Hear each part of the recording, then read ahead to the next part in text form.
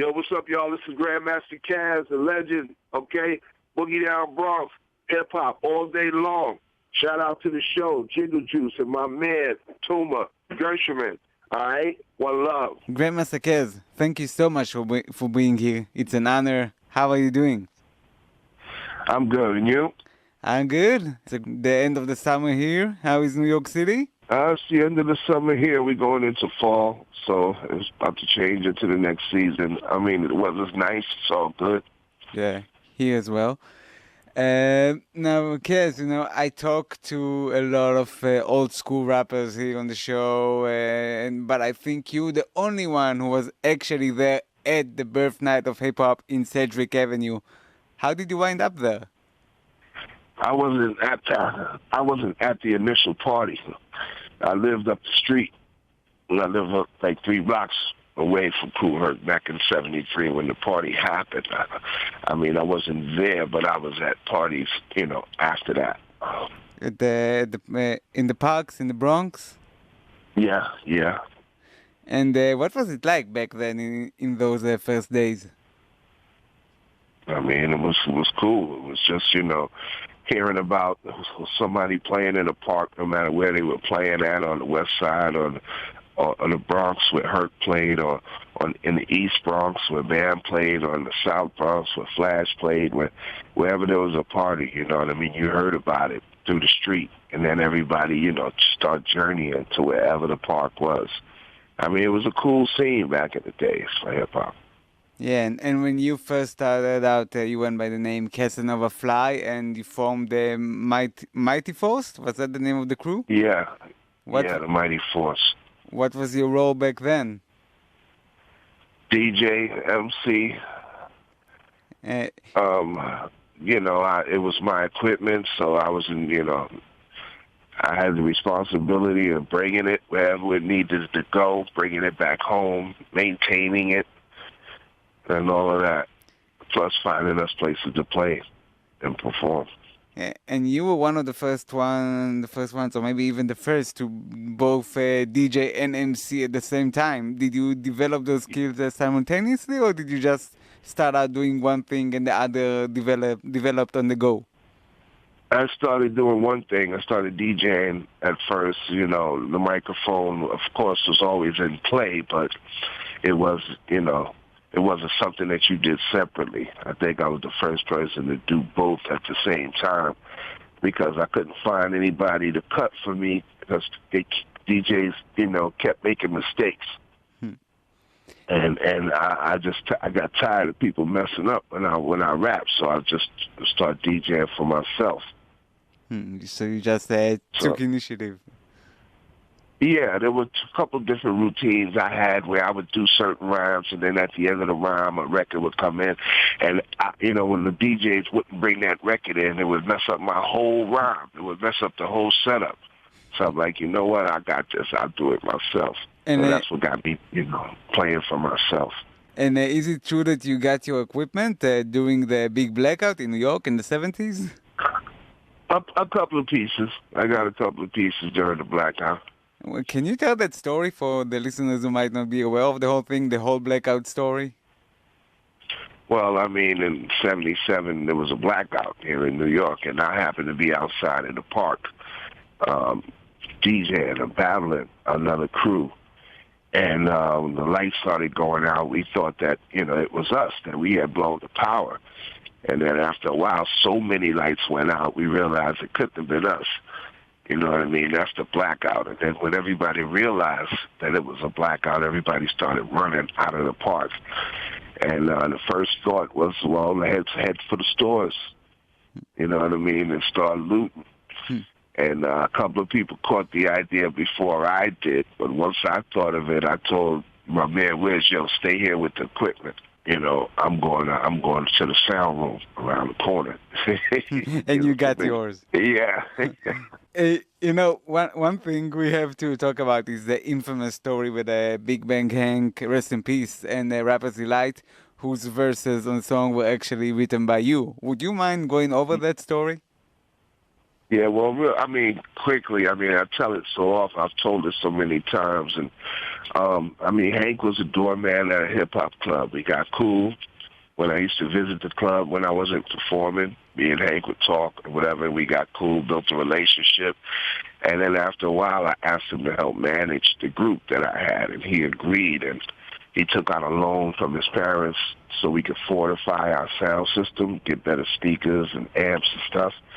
And to pay back the loan, he got a job in a pizza shop in New Jersey, and that's where the Sugar Hill people, found him or saw him, discovered him, whatever, lip syncing to one of my tapes in a boombox, and asked him, to be a part of the, the record. And he didn't tell them that he didn't really rap and that he managed me.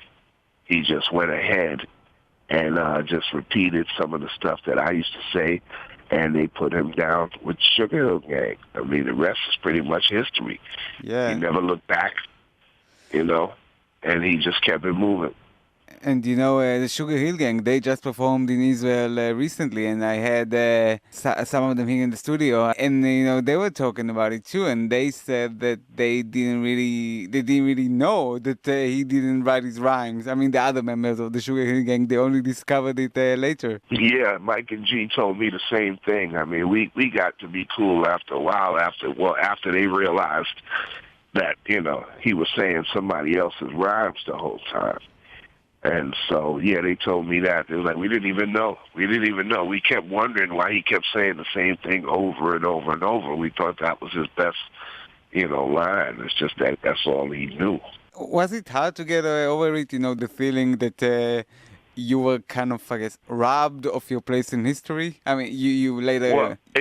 Well, earlier, when I was younger, no. Because I just resented the fact that it was somebody else, that could do this on a lower level and come out on top. You know what I mean? Like in the street, if you was a group in the street, you had to be better than the next group to get that kind of notoriety or whatever. You couldn't just do something, that just rise above everybody. There was no, unless you battled somebody and won, it was a thing of skill. With this record thing, it was a novelty. You know what I mean? And then that just shot them on top, above all of MCs out the street, all the performers, everybody that been doing this for 6 years already, And then they set a new standard for what you had to do to be recognized or to have any status. You had to have a record now. Yeah, and did you and Hank get to squash it before his passing? Did you ever see him? No, I saw him maybe 2 or 3 times, before he passed away, you know what I mean? And that's throughout over 30-something years. Wow. I may have seen him 2 or 3 times. And, we spoke, but never in depth. And never, come into any kind of, agreement or no say, nothing. We never really, discussed it like that. And you put out MC's Delight, where you actually rap about the whole story. Did it help getting the story across to more people? Well, I did that in 2000, and that was because people, toward the end of the 90s, that's when the interest in old school really started again, and people started, looking back and doing interviews and starting to do documentaries and stuff about the culture. So, I thought it was important to at least get that part of the story out and get it on vinyl, so I didn't have to be interviewed about it over and over and over. I figured, all right, here's the story on record. You want to interview me? You want to know the story? Buy the record. So do you think by now most people do know about it? No, I thought so. I was naive enough to think that just because I told the story a few times that the world knows it now, but apparently not. So only people really involved in hip-hop on that level, know the story. Even to this day, like I do my hip-hop sightseeing tours, every week, and there's a whole new group of people that are stunned to hear that. Yeah, that's where I heard it in 2008 when I went on the hash tours. Right. But, despite that, and we get back to the hashtags, but despite that story, you did manage to solidify yourself and your status in hip-hop with the Cold Crush Brothers. So for the listeners who might not know, can you explain who the Cold Crushers were?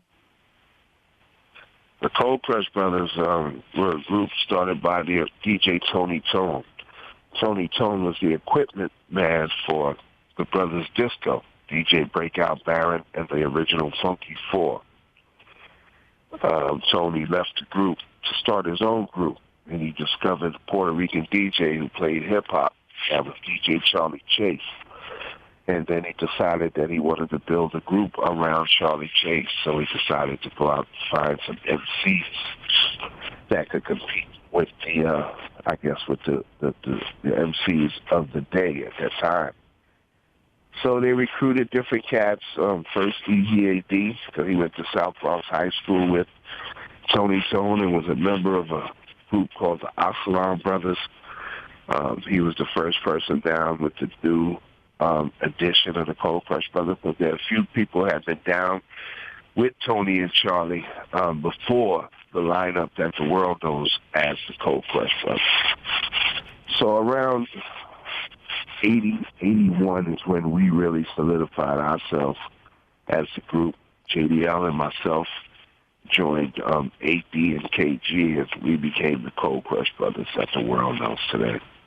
And as part of the Cold Crush Brothers, you took part in the seminal movie Wild Style, and one of my favorite moments in hip-hop, the basketball throwdown. What was it like doing that scene?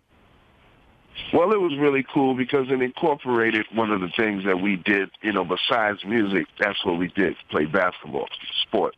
We were out in the park. So to be able to have a scene in the movie that focused on basketball was really cool. And we just tried to go out there and have fun. And that throwdown captures the competition you had with the Fantastic Five. Can you talk about that rivalry? Yeah, well, the Fantastic Five were, our rivals. Coming up in hip hop, it's about status. It's about who you are, what the people consider you. It's like a ranking almost, and you kind of prove yourself, about all the cats that's out here, like who's the best. And before the Fantastic Five were the Fantastic Five, they were the L Brothers. Pretty much, the DJs was the main attraction in the group back then.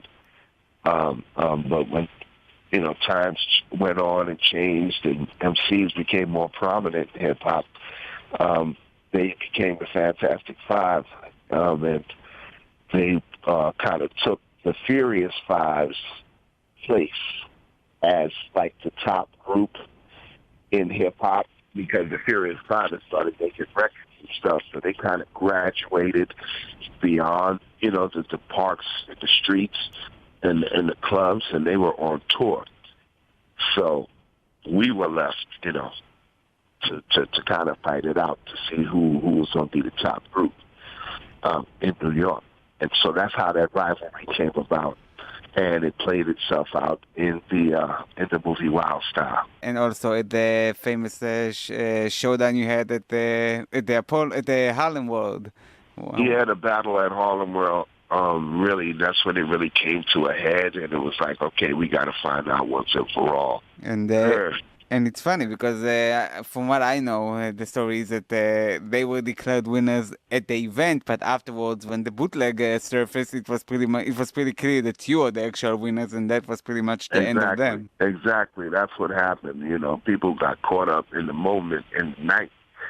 And in the visual, because, these guys are the pretty boys. They was light-skinned, and all the girls used to like them and stuff. But talent-wise, you know what I mean? We were the blue-collar workers. We were the cats who put in work, you know what I mean? And at the end of the day, our show, we had a better show. We had better routines, you know what I mean, and everything. And once people took away the visual and they just listened, then it was like, wait, hold up.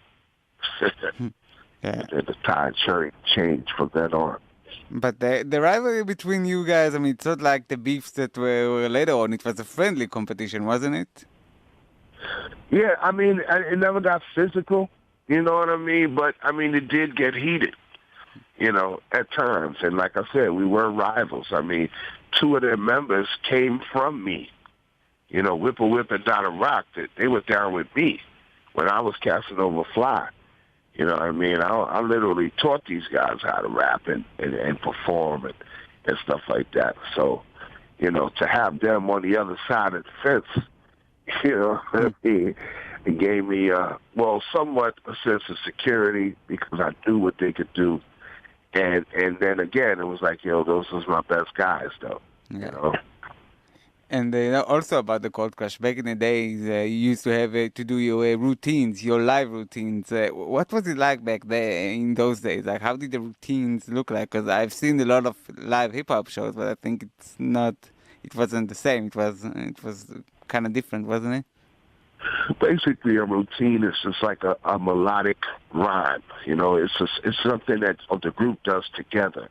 You know, that's what makes it a routine. If I said a rhyme by myself, it'd just be a rhyme or a freestyle or a rap. You know what I mean? But if the group does it, you know, together and we interchange and go back and forth, then it's a routine. And people started making routines off of songs and commercials and TV jingles and themes and stuff like that. And by the time we started doing it, I just started to, step the game up a little bit. So the melodies that we would use to do routines were much different from the simple, melodies that, guys were using at the time. Yeah, and when you started recording your tracks, did you try translating the energy of those routines into your recorded tracks? Well, we couldn't. First of all, we had a different idea about records than we did about our live show. You know what I mean? Your show is your show. And when you go into a studio, you're going to make a record, for the public, and we were stigmatized by that, studio kind of thing and that formula, for making records and stuff. So we were trying to stick to a particular theme, something that people could relate to and all of that. And really a lot of that was me. That was my thinking, as far as that. And we didn't just go in the studio and do what we did on stage. I think had we done that, we would have been a little more successful recording. But, recording was a different process for us than live performance. And we just couldn't, translate that energy into a record. But once you had the records, did you perform them live? Sure, we performed them live. I mean, really half-heartedly. I really didn't have a record that we really believed in like that, you know what I mean? We just did it. I mean, we never had any promotion, any marketing behind our records, no push or nothing. Just put it out there and let's see what happens. And like I said, we were more a live performance act than we were a recording group. So I think that's where our strengths lied. And speaking of performing and touring, you were also one of the first ones to go on the Wild Style tour and pretty much open the Japan market, which is to this day a huge market for hip-hop. We brought hip-hop to Japan. And to this day... we brought hip-hop to Japan directly. I mean, personally. Like, we showed up and said, here's hip-hop. Like, check this out, Yeah, it's and to this day, it's a huge market for hip-hop. Oh yeah. Unfortunately, I haven't had the pleasure of going back, but I would definitely love to go back, to Japan just to look at the influence that we had, and to know. I mean, we were directly responsible for Japan learning about hip hop. Yeah. I've never been, but I've seen a lot of footage, and it always looks crazy when there's like a hip hop act performing there. And so I gotta ask you, everybody's talking these days about the old school versus new school, with Caz on one hand claiming that they don't listen to Tupac or Biggie and they might not even know who you guys were, and on the other hand you got the veterans criticizing them and maybe not letting them do their thing. What's your take on all of this? Well, my take is every generation has its generation. I'm still listening to music that I listened to when I was growing up because that was the music that influenced me. That's the music that, that stuck with me, that made me love music and made me want to do music. So, and if I listen to anything else outside of that, it doesn't give me the same satisfaction. It doesn't give me the same feeling. It doesn't take me back. It doesn't do any of that. So, I think the same as for every generation kind of gears towards the music that's influential to them. And unfortunately, it looks like hip-hop skipped a generation because of the crack generation. So the lessons handed down to the next generation culturally weren't handed down directly. There was they missed a step, Yeah. And then so the next conversation, that guided hip hop was that street drug, gang conversation out here. And now you expect hip hop to go back to normal. It's like, hey, we skipped the generation. So I think the kids, today, man, they're going by what they believe is their hip hop, and they're exercising it the way they feel they should go about it. You can't be mad at them for that, Yeah. All you got to do is do better. Show them that there's something different. There was before this, hip hop was like this, and it was good. It was, I even enjoy some of that, but the thing is that I hear them kind of like being proud of the ignorance, saying, I don't know songs by Tupac. You don't have to know songs by Tupac or Biggie or none of that, but bragging about it so much is what kind of bothers me. Well, I think it's like guys who don't write, they brag about it. Yeah, I don't write rap. I just say it. I'm just freestyle. I just say off the, Or I ain't into this hip hop shit. I'm a hustler. Or this and that. You're trying to denounce the very thing that you're doing because you're not doing it on the level that it should be done on. Like you said, they wallow in their ignorance. Yeah, exactly. And but you know what's funny? I saw a recent feature about you. I think it was from this year even. That you said that back in the days. You didn't even want to be hip hop. You wanted to be rock stars. And I hear some of the new guys saying the same thing. So what is the difference in your opinion? Well, I think we wanted to be rock stars through hip hop. So, you know what I mean? The conversation about rock stars is about being on the level of a rock star, not actually being. There was some like Mel and them, Furious 5 and them, they was trying to be rock stars because they were exposed to rock stars. You know what I mean? So they changed their look and everything, that being geared toward trying to have that rock star kind of, image on the head. We just wanted to be hip-hop stars. And let's talk about the hash tours. We mentioned it earlier, the sightseeing tours. So what are the hash tours for those who don't know? First of all, Hush stands for Us in Hip Hop. Okay? And the tour was founded by a young lady from the Bronx named Deborah Harris. And Deborah had an idea to do a tour that would help increase tourism to the Bronx and have it be about hip-hop. Bronx being the birthplace of hip-hop, what better way to bring people here and to show them. And so she came up with the tour, and we worked it out from the beginning. There were a lot of people involved when we started. Curtis Blow, Cool Herc, Red Alert, Raheem, a few people. But at the end of the day, 14 years later, I'm the head tour guide, and I've been doing the tour since the beginning. So now it's only you doing it? Well, yeah, I'm the main guide. When we do other tours, we might have guests like Johnny Famous from Big Daddy Kane's dancer, Scoop Lover. Yeah, he does our Brooklyn tour. Oh, I haven't. You know what I mean? So every now and then, maybe if Curtis Blow is in town, he might do a tour with us or for us. Roxanne Shante has done tours for us, with us. Grandmaster Flash just did a tour with us. Oh, wow. After the Get Down premiere happened. But basically, if we do 100 tours in a year, I'm on 92 of them. There was a promotional video or something that you saw that did say that you sometimes run into KRS-One or Snoop Dogg all of a sudden doing the tour. Oh, yeah. We run into a lot of people in the streets of New York. And I'm recognizable, so I know everybody. Everybody knows me. So if you see me in the street, hey, yo, Caz. It happens all the time. And, for me, I can say it really did a lot, actually, getting to see the building on Sedgwick Avenue where it all started and going to the Graffiti Hall of Fame, all of that. That really meant a lot to me. Yeah, that's the cool thing.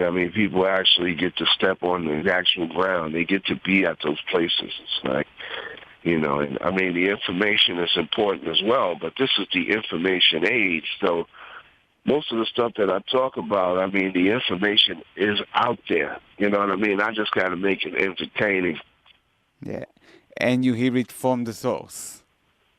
Yeah, exactly. That's the main thing. You're hearing it directly from the source. Do you still release material? I'm trying to put an album together, but I've been doing different projects with different artists. I've got about 3 songs I just did with a few other people. So I'm just trying to get away, get a chance to sit down and do my own stuff. I did the Macklemore thing last year. Yeah, I wanted to ask you about that too. How did that come about? That was phenomenal. Big Daddy Kane reached out to us.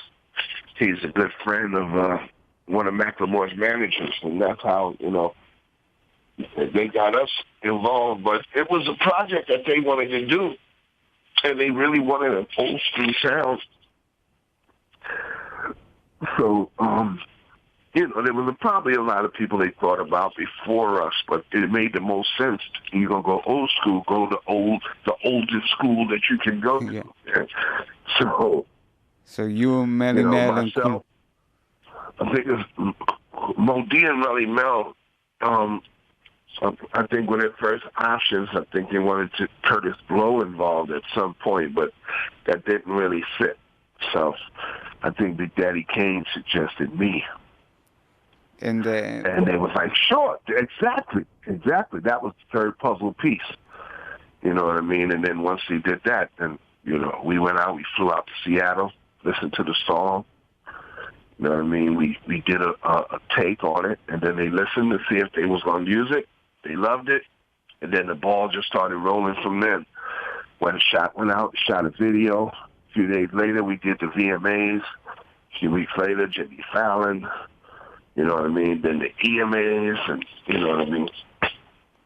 Then history, platinum. Yeah, so you finally got that platinum plaque that you should have gotten a long time ago. Mm-hmm. Yes, I did, and it happened through another vehicle, but it still happened. You know what I mean? I finally got one. Yeah. Why do you think he was criticized so much for working with you? I heard there was a lot of criticism. Well, I think those are people that, first of all, he was already receiving criticism for winning Grammys over Kendrick Lamar, the year before. He just had a bigger year, and that's all it was. And then when we got involved, people tried to make it seem like he was trying to legitimize himself by working with actual real hip hop artists, or known back in the day hip hop artists. But to me, him or Brian Lewis, they didn't need any, back up from us. They didn't need any legitimization from us. These guys just coming off of 3 Grammys. Yeah. And that's the thing. I don't necessarily dig his music, but I love his attitude. He pays his dues, he knows his place, he knows the history, and that's important. Hey, I wasn't familiar with his music except for the hit, the songs that were out, the Just Shot and the other one, Can't Hold Us. But once I got to meet him, once we went out there, I started checking into him. And I'm like, this guy is real. Like, he does this for real, just like we do. You know what I mean? He's been on mixtapes and all of that. He's been in the circuit for a long time. Before he got successful, the guy put in work. He paid some dues in this state. He researches. He knows who's who. He knows everything, and he's pretty damn good. You know, MCing. So I wasn't mad at him, you know, and I appreciate it and thank him to this day for the opportunity. Yeah, and what was he like in person once you first met him? Was he was he very, I'm guessing, because just from interviews of him that I saw, that he's very humble. He is very humble, very, you know, kind of quiet, you know what I mean? And, you know what I mean? He's very observant, you know what I mean? He's got a great ear for music, too. So that's really great, and I was really glad, you know, to see it all happen. And what was it like for you also, you know, working with Melly Mel and Kool Moe Dee again? Like, did it feel like some sort of a reunion? Well, I work with Melly Mel and Kool Moe Dee all the time. We're of the same, you know, we come from the same cloth. We're from the same era. So we see each other all the time. Me and Melly Mel are best friends. So I see him all the time. We perform together all the time. Moe Dee not as much, but I did a record with Moe Dee recently, and then I've been on the road with him. with our new song. So we got like a kinship between us. We're recognized as like the trinity, the first trinity of hip-hop MCs. Just like Flash, Herc, and Bambaataa are recognized as the first trinity of hip-hop DJs, we're recognized as the first trinity of hip-hop MCs. That's what it was so exciting to hear you and see you together again. I mean, we talked about Macklemore, but do you listen? Who do you listen to in hip hop these days? Do you dig any of the new guys? I don't follow artists. I just follow music. You know, if it's a song that's cool that I like or whatever, cool, I like that song. Because I don't know who's who anymore. I don't know what artist did what. Everybody sounds alike nowadays, and there's not a lot of people that sound that much different from the next person. There's a lot of R&B infused in hip-hop nowadays, so most of it is singing. Even the rappers are singing, so, you know.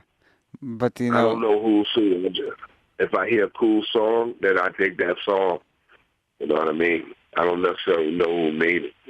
But, you know, at least there are some good lyrical guys like Kendrick Lamar or J. Cole that actually managed to actually get a lot of success. So at least I don't know about... Exactly, but it's still fusion, you know what I mean? It's like there's no real MCing out here no more. Everybody's making records and stuff, and like it's kind of formula driven, you know, and only a couple of cats you kind of transcend that kind of aura. Like you said, you mentioned two of them, Kendrick and J. Cole, but there's not many more. Yeah. And especially, you know what I mean? And especially in New York. I mean, there's Joey Badass, who I really like, or Action Bronson, but I think there are not too many people from New York on top these days. No. You know, A$AP Rocky. Oh, yeah, he's from Harlem, right? Yeah, he's from Harlem. You know, the A$AP mob is from Harlem, you know what I mean? But there's some guys, some underground guys that are making some noise in social media right now from the Bronx. This kid named A Boogie, who's performing with me this weekend at the Source 360 event. But like I said, I'm pretty much just like most older people.